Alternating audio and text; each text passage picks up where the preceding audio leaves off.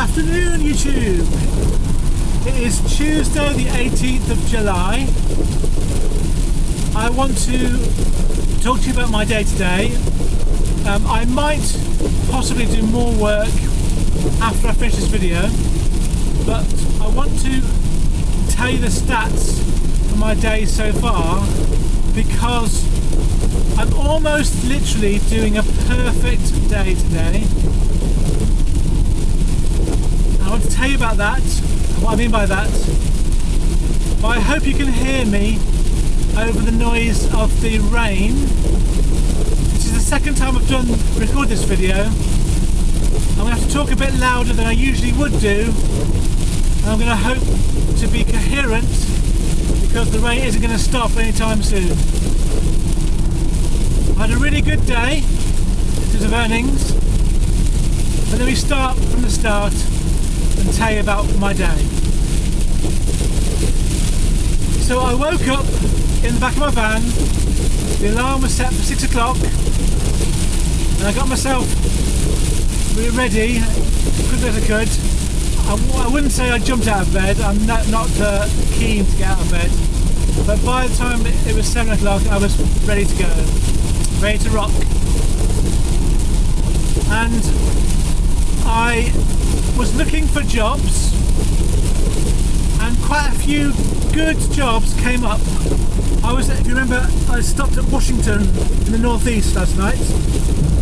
So here are the jobs that I bid on from this morning. The first job was from Gateshead to Manchester, and that came on the feed at 7:30 in the morning.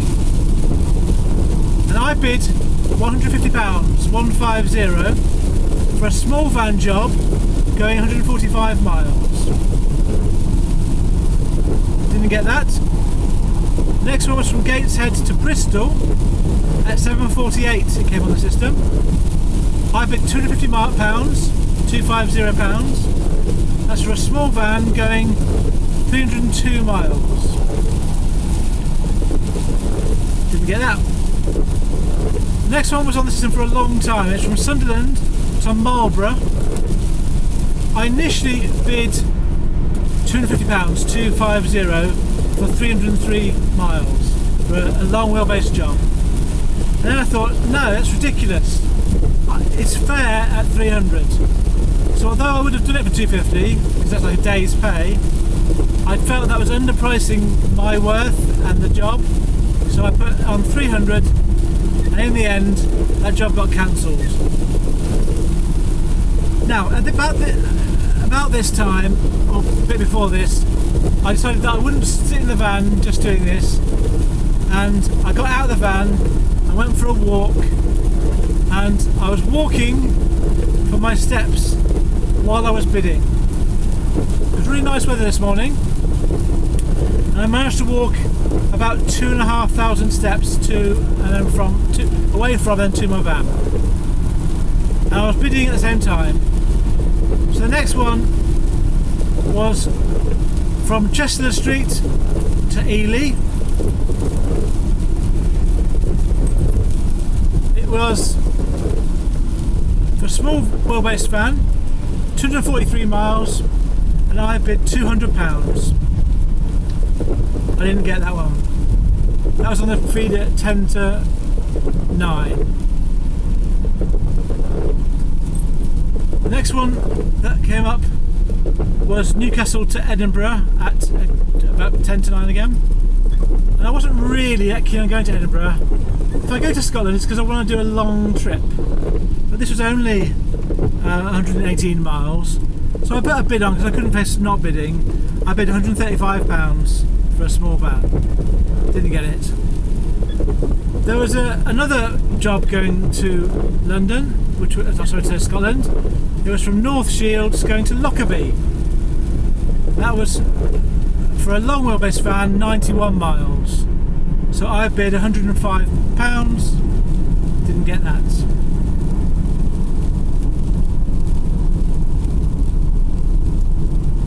Then there's one from Newcastle to Glasgow.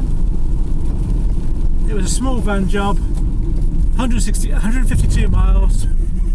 I bid £165. Then Newcastle to Northampton. I bid £230 for a small van job going 230 miles. And there were other ones that went from the northeast to Scotland as well, which I didn't bid on. And so that last one I just said was at 5 to 9. And I then got a job, and the job that I got was going from Sunderland, which was about 7 miles from where I was tramped, and it was going to Kendal. It was a small van job, just a box going from one hospital to another hospital. I bid at £95 for a 96-mile job, and at that time, so this would have been around about 10 past 8. There wasn't actually that many people around where I was, which I was surprised about, who were green on the app, who were available. So I thought about £1 a mile was fair, and I got the job. So I got myself across. I was actually, by the time traffic was taken into account, it was 20 minutes away, and I got myself parked somewhere on site. I thought it was in the right area. It was a 20-minute parking drop-off place, and I eventually found the right department for the pickup, and got to the reception desk, and they said there was nothing to collect. It'd been collected yesterday. So I stayed where I was, called the shipper, explained to the shipper what had happened. They said they would check with their customer, and if I could stay there until they got back to me. So I said I'd do that, so that's fine. The person I'd spoken to seemed very sure that there was nothing there, but I'm aware that you don't book a same-day delivery at that time in the morning unless you know you want it. So I thought I wasn't going to actually go, and I had reasons to think that it might be someone else who would know about it. In the interim, I did call the mobile number that was on my notes for the customer, and just went straight to answer phone. So I waited for a bit, and I thought I can't stay here, so I went back out to my van, got my van off site because they're restricted in parking.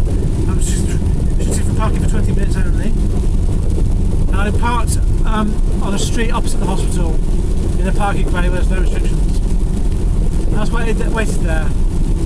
About 5 minutes later I got a call back from a mobile number, and I answered it, and I was told from a lady that she was at the office now and there was this little collection for me. If I could come back and collect it, that would be helpful.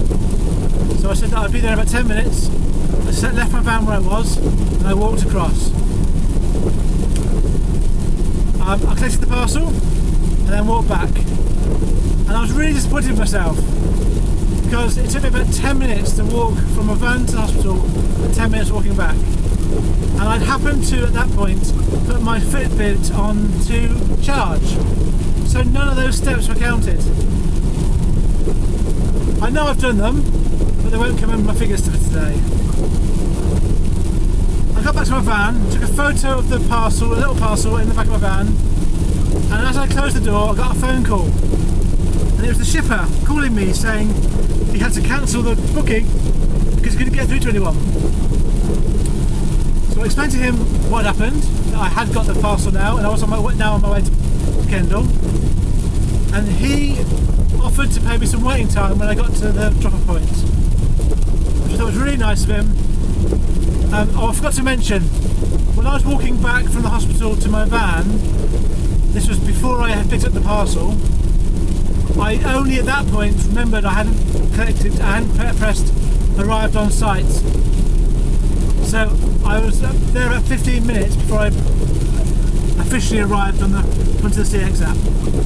So because of that 15-minute delay, I felt that I couldn't really justify asking for waiting time, because I couldn't have proved I was there at the time I actually arrived.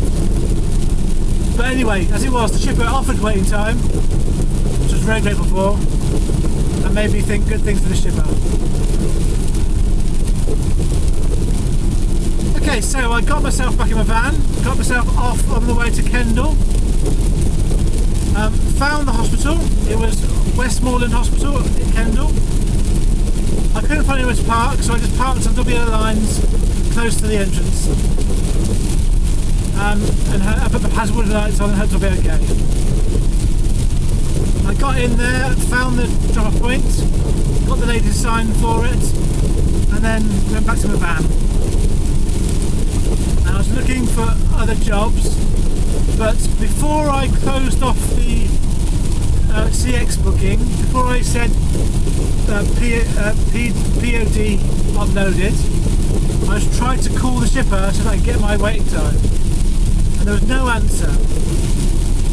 So I was not going to close CX booking off until I'd got some agreed extra money.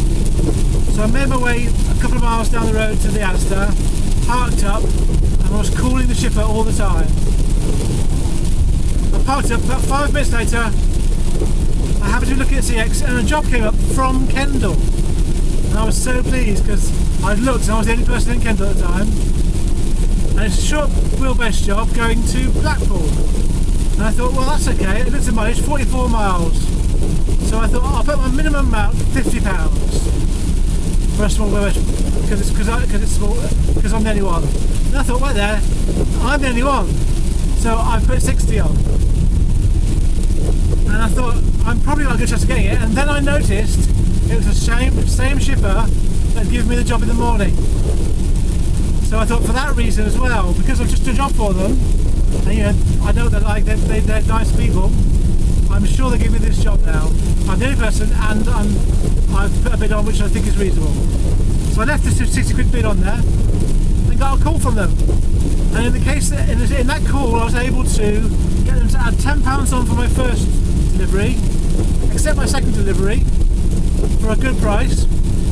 I made my way so I had to go back from Asda to Westmoreland to collect the parcel.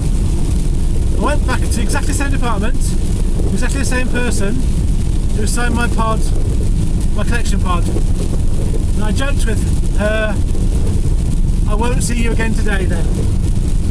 Because obviously it's very rare for a same-day courier to see the same person twice in a day. Guess where I'm going right now though? Okay, I'll come back to it in a minute. So, I took that load from Kendal to Blackpool, but as I was walking, I forgot something again, sorry. As I was walking into hospital, having parked the WL lines, I got a call from the shipper. And the shipper was saying to me, when can you get to Blackpool? And I was thinking, I've only just got here, so why are you my instant response was, why are you chasing me for getting to Blackpool? They were actually asking was, they've got another job from Blackpool, and would I get there in time to do it? And that job from Blackpool was 2 o'clock. And my sat-nav was saying it'd take me an hour and 5 minutes to get there. And I was picking up, so I got this second call, and I was picking up at 12:15.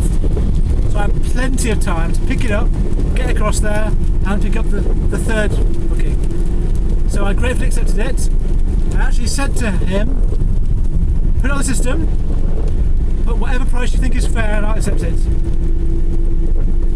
And he thought about it for a bit, put it on the system, but then he said, before I went off the call, what sort of price are you looking at? And I said, to be fair, I'm looking at about £1 a mile. And he said, yeah, that's fine. And then I put the phone down. Now on the CX app, the trip from Kendal to Blackpool is 44 miles, and I got £60 for that. So well over £1 a mile, but it was, you know, on my own, and it is a low distance.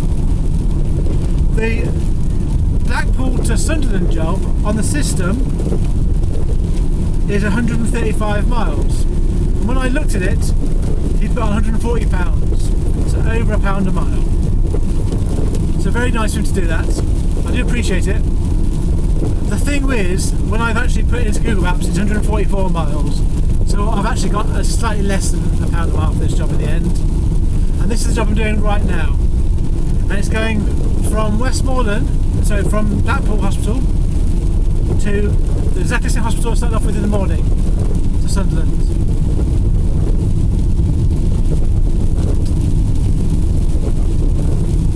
So, let me go back to my Blackpool drop-off. I dropped off at Victoria Hospital, Blackpool, made my way across to a hospital. It wasn't the same one, it was about a mile down the road. It was called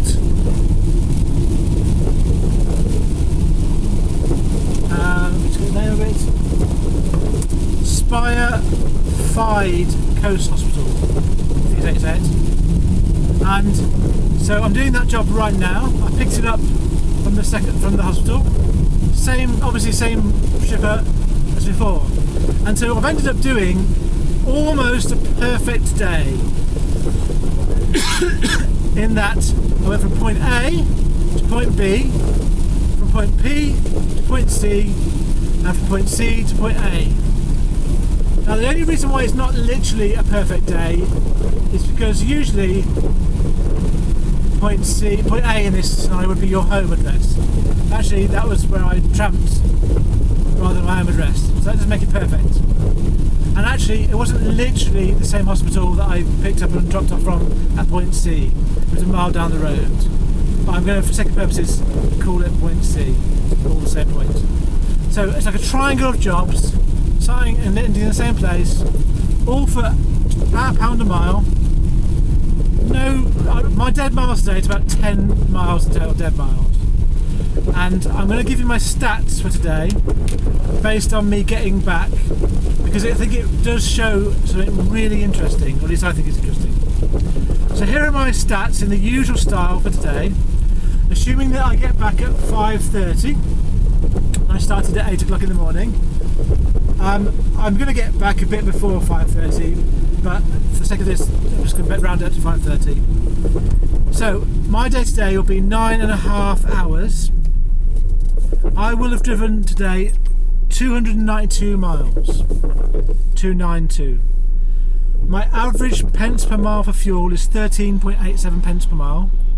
I noticed the rain has gone, which is quite good for sound and my voice. That means I've spent £40.50 exactly on fuel. My gross earnings today are £305 so far, 305. That's from the £105 from this morning's job, from Sunderland to Kendal. Now that's £10 waiting fee, remember. £60 from Kendal to Blackpool, and £140 from Blackpool to Sunderland. Now that is 303 gross miles, gross earnings in pounds, and I've only done 292 miles. So that is literally, even with the £10 taken off for waiting, I have earned over £1 a mile on average for today's work, and only 10 miles dead miles. So that 305 includes the 10 miles. And the reason why I'm saying that will come obviously in a minute. My net earnings after fuel, therefore, are £265, 265, which is above my target for a day. So I'm really pleased about that. But this is the bit that I think is interesting. I've now worked out my hourly rate, taking off the £80 from that 265, and assuming I don't do any more work, I'll do the 9.5 hours. My hourly rate today is £19.47. Now, this is what I want to say about that. Think about today. I've done a perfect day. A to B, B to C, C to A. I've done over £1 a mile. I've done very little dead miles, and I have worked a short day, very little wasted time. 9.5 hours is a short day, and that, to be fair, isn't what I've actually driven by any means. So what that says to me is the maximum you can possibly expect to earn doing this job off the CX is £19.47 or thereabouts. I'm probably never going to earn that hourly rate again. I'd be surprised if anybody earns that hourly rate very often. There will be some of you that will have a day where you earn that, but But think about the things that are limiting that. If I was to work more hours now tonight, that hourly rate will go down, even if I earn more money. Unless I earn more than £1 a mile on average, that rate's going to be the same. Unless I was to do the same time but earn more than £1 a mile on average, which is really hard to do on the CX. It's not impossible, but it's very hard.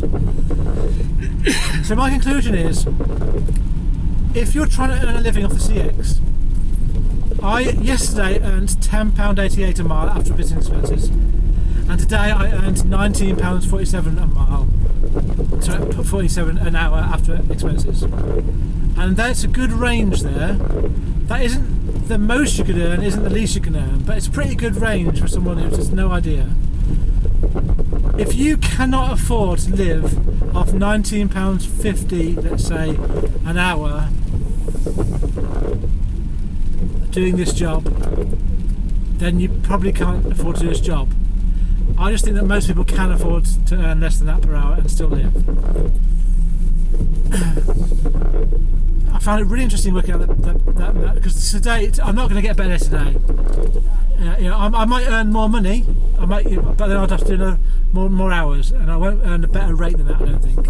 So that, I think, is a really interesting real life scenario. It's almost like a perfect day and what you'd earn in a perfect day. Obviously, some of you who are more experienced will earn more than that, because you might be, I don't know, you might be better at getting jobs, might be better, but you might have shippers that give you jobs not through the CX at better rates. You might be in a better area where you can sort of do more work quicker than that.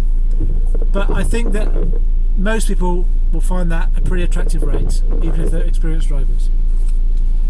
I'm going to keep doing the hourly rate after business expenses. I think it's become quite a useful metric. I'm still going to do it. Okay, I'm going to leave that bit of the video there. I'm going to give a short interlude where I talk about my current subscribers. So yesterday we had 92 and today I have 94. So thank you to the 2 people who have joined us in the last 24 hours. I really appreciate you adding to the numbers. It's really amazing. Thank you.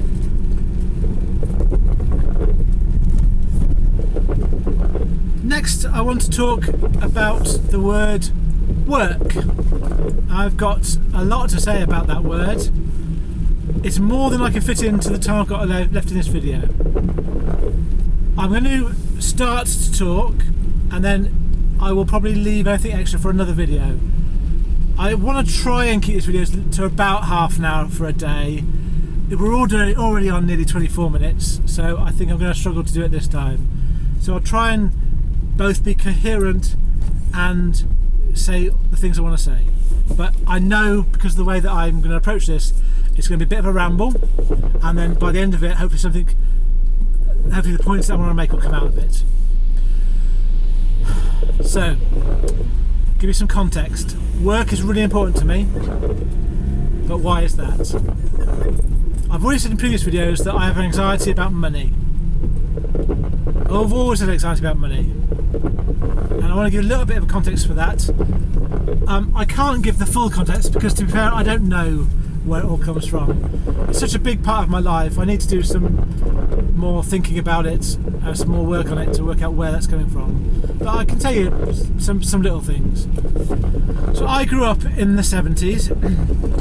My family, I suppose, would be called working class. The problem with that is that my mum couldn't really work for reasons of health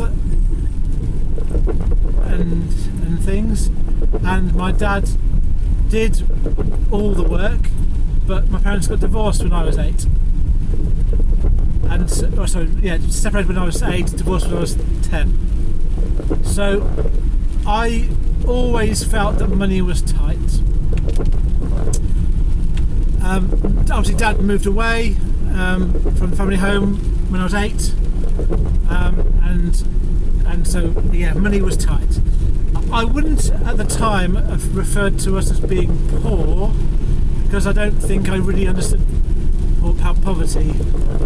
And I think in the terms that I'm thinking of them, I'm happy to say that I felt that money was tight, that money couldn't be wasted. You had to think about what you wanted to spend money on, and you had to save up for stuff, and you couldn't have what you wanted when you wanted it.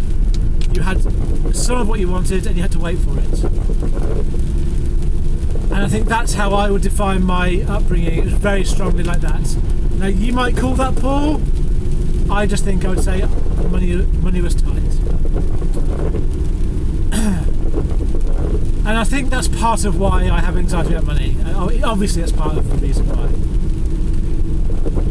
And as I was saying to you that I was getting a bit upset with my childhood. No, I'll say it again. As I was relaying that to you, I was feeling a little bit upset about the person, about my life as a child, because it's sad. I found it sad. Now, I therefore used work in my life as a form of satisfying my money anxieties.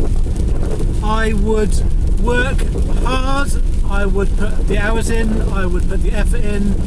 I think I naturally have a good, I suppose say hard work ethic. I find working hard quite easy, quite fulfilling.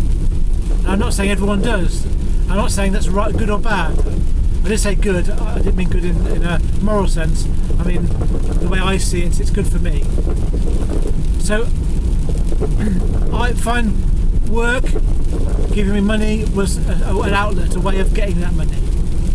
The problem is that because of my autistic traits, I tend to be quite single-minded and focused, and work definitely became my sole focus in life. And my aim was to try to work harder, to work longer, because I thought that I would then progress up whatever career I was on. I would then earn more money, get more responsibility, progress, earn more money. Get to a point where I thought I was earning the money that I wanted to earn, that I felt I could earn. And I have touched upon this in my introductory videos, so I won't go into too much detail, but I think that was a massive mistake for me. It did have a deteriorating effect on my family life and how people see me, and in the end it just didn't work. I wasn't very good at the careers,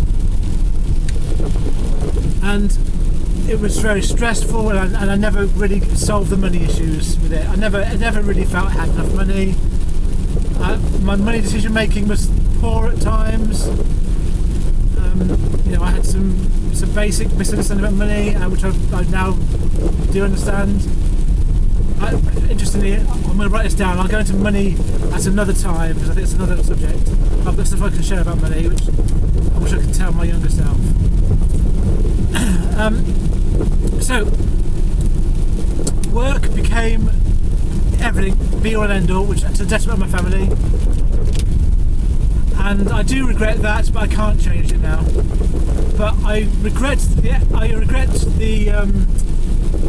what it caused to happen, how people saw me. But it was part of who I am. It was me. And it wasn't like I didn't know about it. I worked for part of my life in a sector which was looking after people, and some of those people were very old, who had retired, who had, I said to them, what have you done in your life which you did differently? And they said to me, I wouldn't have worked as hard, I would have spent more time with my family. I knew at the time that I should be spending more time with my family, but I couldn't get out of that rut. I've looked at people who were middle-aged who couldn't work anymore, and again the same sort of thing, they regretted wasting their time at work. So anyway, it wasn't that I didn't know that I was working too hard. I just kind of enjoyed it, but I now know why, because I've now found a job which I really enjoy doing, and I work really hard, but I get paid a fair amount of money for it, and so my money anxieties are not really there anymore. And the reason is because I use this work, I put in the effort, I use my knowledge, my skills, my experience to earn money, and I feel it's a fair amount for the effort I put in, and therefore I feel, important word here, in control. Because I'm in control of my money, it's no longer an anxiety for me. To be fair, I'm on a journey. I do need to have more control. You know, I have previously detailed my financial situation. It's not where I want to be yet, but I'm going in the right direction. So I am getting where I want to be, and I have got control over that journey. So in that respect, the work I do now is really good for me, and I think work is important to me. And I just know myself well enough now that I know when I need to stop working and spend time with family, and I know why the work is important to me, why it is fundamental to me as a person. And yeah, so I'm sharing that in some general terms there. What that reminds me of though is other people who do this job.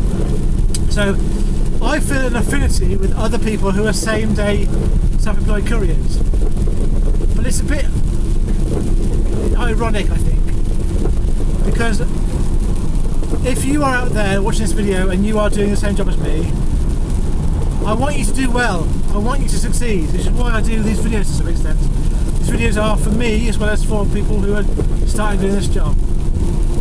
But at the end of the day, we are in competition.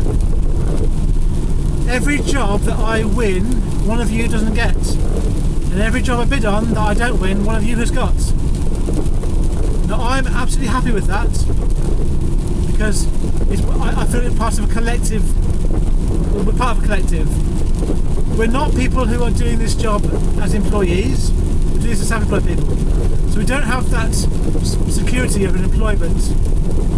We have to have excellent customer service. We have to have really efficient ways of working. So the people who are self-employed,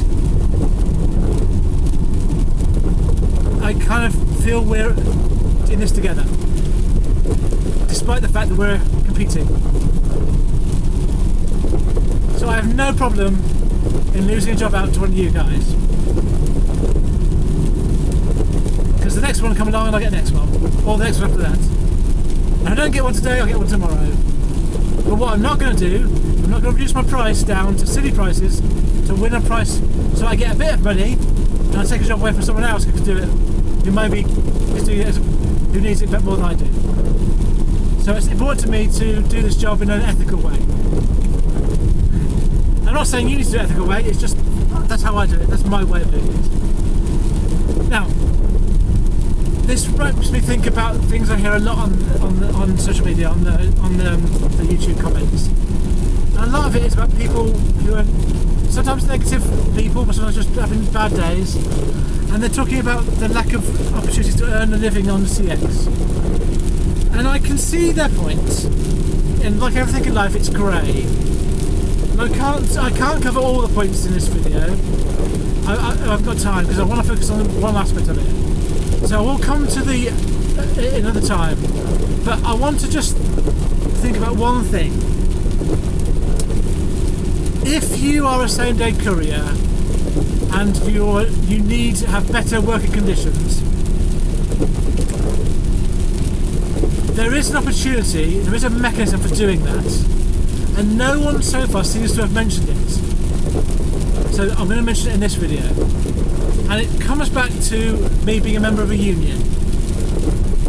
I'm not going to say that you should or shouldn't be a member of a union. I'm just telling you I am. And I'll tell you first of all why I am a member of a union, and then come on to my thought experiment. The reason why I'm a member of a union is not really for any benefits the union gives me, although there is some benefits, at least in theory. It's more of an insurance policy that I have it for. There are some tangible things you get from being part of a union, and they're not things that I necessarily need at this point. But the main reason why I have a union membership is that It's my way of donating money to a charitable cause that I believe in.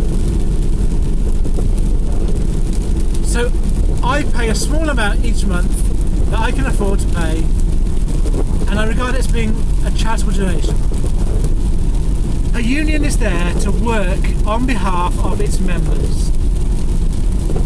It does that by charging a small membership fee and then lobbying as best it can the people that will help its members. Now, if you're a member of a very large union, like a teaching union or the rail workers union, you can lobby government directly for better conditions, and the government will listen to you. The union I belong to isn't that big, but it can lobby other unions, or it can lobby councils or private companies maybe, if it wanted to. So I support my union out of a principle I give it more than I take out, because I believe in it as a principle. But you don't have to be a member of a union to do this. Because of social media, as drivers, we are in contact with each other very easily. So I've got a thought experiment for you. Let's imagine a situation where you classify all the drivers who are self-employed as being professional drivers or non-professional drivers. For the sake of this thought experiment, I'm going to simplify everything. So let's imagine professional drivers as those drivers who turn up on time, they communicate with the shipper, they have their CX app on if they're using CX, or they text the shipper if they pick up and drop off. They have the right insurances, they're polite. Let's take that as being a case study for a professional, inverted commas, same day self-employed career. Let's say the unprofessional careers are those that are the opposite of that perhaps are always late, who don't have right insurances, who co-load without permission, who underbid on jobs because they can afford to undercut everyone else. Everything else you can say about drivers that be bad. Let's call them the unprofessional drivers in this case. So in my thought experiment, I've got an idea. What would happen if a call went out to all self-employed drivers? We're going to have one day not working next week. Let's say next Wednesday. We're not going to work next week. What's going to happen then? Well, let me tell you what I think is going to happen. The first thing that I think is going to happen is all the non-professional drivers will say, I'm ignoring that because I'm in it for myself. I'm going to work. I don't care about anyone else. It's me, me, me. I'm overgeneralising, but that's what I'm going to. That's how I see it. Let's assume that half the drivers are like that. Let's assume a thought experiment that half the drivers say, yeah, let's do that. It's a good idea. Let's call those the professional drivers, who kind of can see that some changes are needed. And I know what you're thinking now. The first time I said that, you said to me, you're shouting at the camera going, I can't afford to have a day off.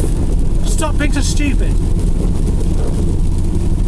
Well, if that's true, fair enough, and I'm not judging you for not being able to afford to have a day off, if this was your view. But I base my business on having 46 working weeks. And if you're basing your business on working 52 weeks a year, I don't think that's sustainable. If you're saying to me you cannot not work for one day in a year, I think that I would find that hard to believe. It's just that we all do many more than one day off a year. We do 2 weeks, 3 weeks, 4 weeks, 6 weeks, 8 weeks off a week, a year. Just that we do it all spread out over the course of a year. So no one notices. No one cares. But in my thought experiment, just imagine what would happen if the professional half drivers took one day off, let's say next Wednesday, what would happen? Well, the shippers would have a very difficult time dealing with that day. They would get most of their jobs covered, but by the really bad drivers, and they would know it. They'd have all the drivers' negative feedback, all the drivers who are late, who don't communicate, their prices would go up that day. They wouldn't get most of the jobs covered.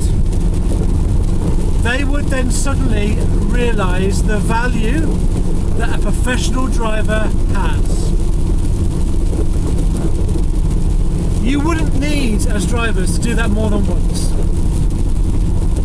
And if that was communicated in such a way that the shippers knew why you were doing it, let's say, for example, you wanted a fair hourly rate or a fair pence per mile for doing a job for them, then in my view, after that experiment is done, I think the result would be the shippers as a whole, as a collective, would start focusing more of their money and resources on the professional drivers, because they do actually want their jobs done properly, and £1 a mile, for example, for a small round job is fair, in my view. There'll be a lot there that I've just said that you will either agree with, be nodding along, or disagree with. As always, I'm very happy either way. I'm just sharing with you my view. To be very clear here, I'm not proposing a one-day strike next Wednesday. It was a thought experiment. So for you to imagine what it would be like. I want you to imagine yourself in that situation. What would it be like if it actually happened?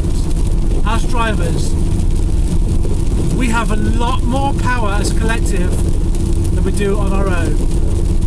And I hope you all realise that.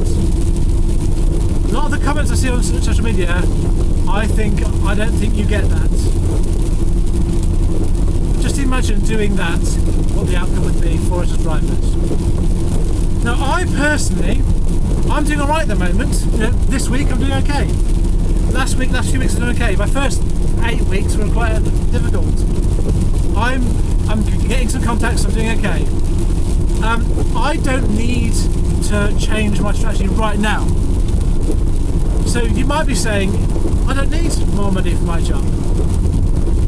But in my view, if there was a call out for drivers like me to not work for a day next week, I would definitely support that and take part in it. Not because I necessarily need it to change for me, because I am one of those drivers who needs that change. I would support that. I would not work for that day in support of that collective action. Okay, there's a lot that I could go into, but this video is already nearly 45 minutes long. So I think there's enough there for you to get your heads around. If you do want to comment, please do so. Either way, I'm happy to hear any views. I may have said something in this video where I think I didn't explain it very well, so any comments for clarification are equally as welcome. What I've learned, I'm going to finish very soon, but what I've learned before I finish is with these videos, these first series of videos I've done up until now, I have some key concepts that I think are important that I want to communicate to a wider audience. And I've got a few more that I want to say. I don't know how many, I'll just keep going until I've run out of ideas. But I know that I haven't scripted these ideas. And so sometimes they just come out as a verbal ramble, like today. And what I'm probably going to do is, maybe in a year or two's time, maybe a year's time, I will look back at these videos and I will get out the threads that are really important, and I will probably redo some videos on some key topics in a bit more of a scripted way, with some more clarity, some more explanation. So I think this is a good first effort of me expressing my views, but I suspect in the future I will use this and create some sort of library of more coherent thought through ideas that I could share with the community. That way a long time yet though. I've got a lot more to say first. Thank you very much for listening to this very long video. What have you learnt today?